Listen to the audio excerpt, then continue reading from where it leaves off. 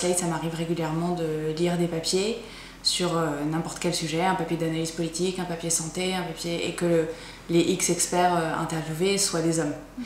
Et c'est parfois simplement parce qu'il y a plus d'experts hommes qui sont interviewés dans les autres médias. Donc quand on tape sur Google pour rechercher un psy, un politologue, c'est souvent des hommes qui vont sortir. Quand nos moyens sont limités, on va au plus rapide, à la personne qui est la plus professionnelle tout de suite, pas une personne qu'on va avoir besoin de former, qu'on va avoir... voilà, il nous faut le plus pratique, et du coup parfois cette considération-là passe avant une considération de long terme qui serait avoir de la diversité dans la rédac. Un, parce que c'est juste, et deux, parce que ça fait une meilleure rédac à la fin. Et parfois, voilà, l'économie de la presse fait qu'on est obligé de penser court terme parfois.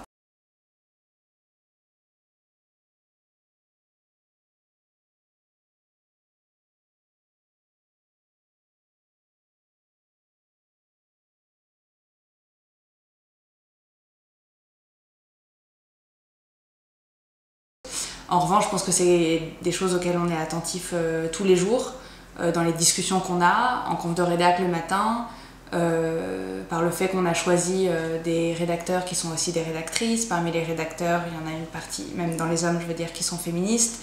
Et c'est ça aussi qui est important dans la rédaction. C'est important d'avoir des hommes et des femmes parce que simplement c'est juste, indépendamment de tout autre principe, mais c'est important aussi en tant que journaliste pour pouvoir donner une représentation cohérente de la société et avoir différents points de vue, quoi. Et c'est pas des points de vue, encore une fois, qu'on a parce qu'on a un cerveau différent, parce qu'on serait une femme et qu'on penserait de telle manière, mais simplement parce qu'on voit des choses différentes en tant que femme dans la société.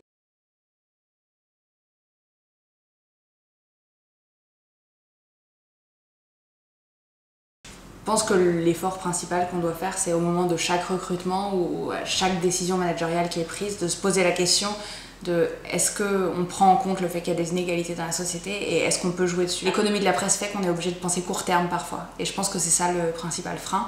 Je n'ai pas vraiment la solution pour ça, si ce n'est trouvons des mécènes pour enrichir la presse. Mais je pense qu'il y a beaucoup un enjeu économique derrière l'enjeu des discriminations, ça c'est évident.